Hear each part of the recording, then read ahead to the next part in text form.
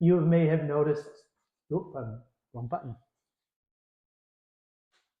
You may have noticed, sisters and brothers, looking at the old internet, looking at the television, listening to the radio and such, that Monday was an anniversary of a historical event. Last Monday was the 50th anniversary of the sinking of the SS Edmund Fitzgerald in the Great Lakes, yes, in Lake Superior.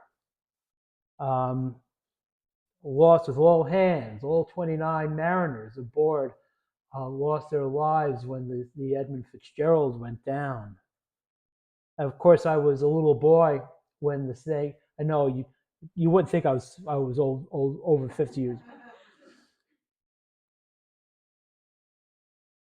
Now I have to go to confession again. Oh.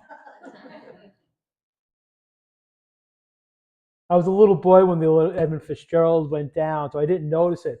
At that age, I was more concerned about tuning into the cartoons after school than turning into the news.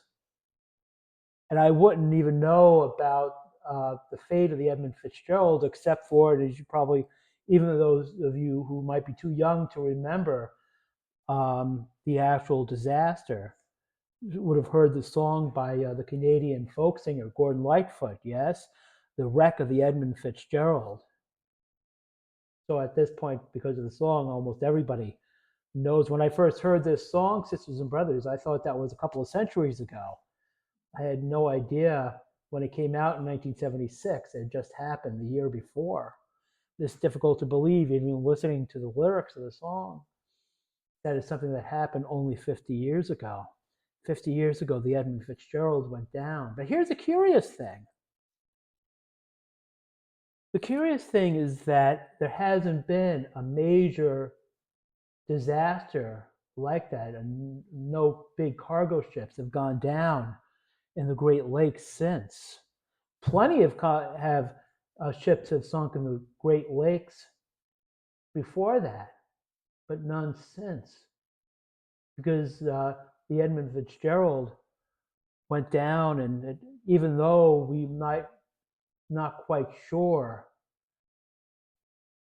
what caused her to go down, there's enough speculation, enough investigation that caused changes in the regulations and the laws and better enforcement of the existing regulation and laws that seems to have precluded another disaster of that scale coming to pass. We're in this 33rd Sunday in ordinary time, sisters and brothers. We're coming to the end of our liturgical year. Next week, we celebrate the great solemnity of Jesus Christ, the King of the universe.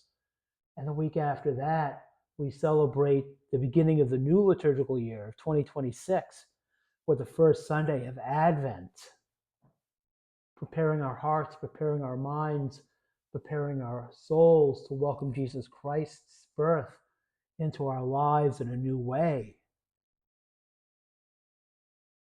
But here at the end of the liturgical year, Holy Mother Church invites us to consider that our created world, the world that we're used to, yes, is coming to an end. And it's sooner every day, even though we don't know when it is. The end is coming. The days when there will not be left a stone upon another stone that will not be thrown down. A day is coming, sisters and brothers, when all the proud and all evildoers will be stubble. And in fact, sisters and brothers, even though we know that the end must come, we also know that most of us, if not all of us, are likely to reach the end of our earthly lives long before creation itself ends. That gives us pause, sisters and brothers, to be able to commit ourselves to serve with constancy the author of all that is good,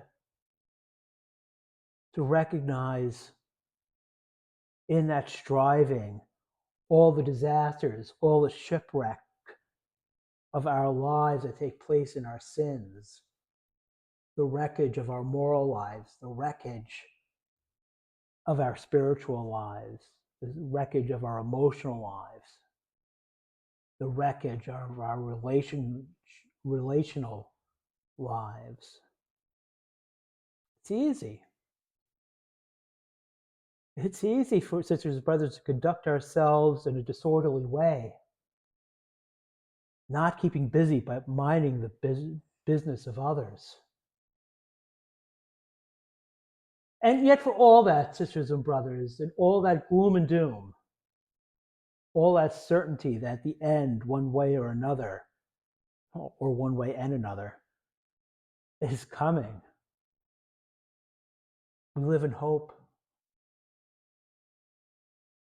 Because for all that gloom and doom, we also know that Christ comes to rule the earth, that he will rule the world with justice and the peoples with equity. 50 years and 6 days ago, the Edmund Fitzgerald went down, and changes were made as a result of that. Changes to protect shipping and those other industries that are dependent on that shipping, and the economy that's grounded in those industries, yes? But as important, more importantly, changes are made to protect human life and dignity.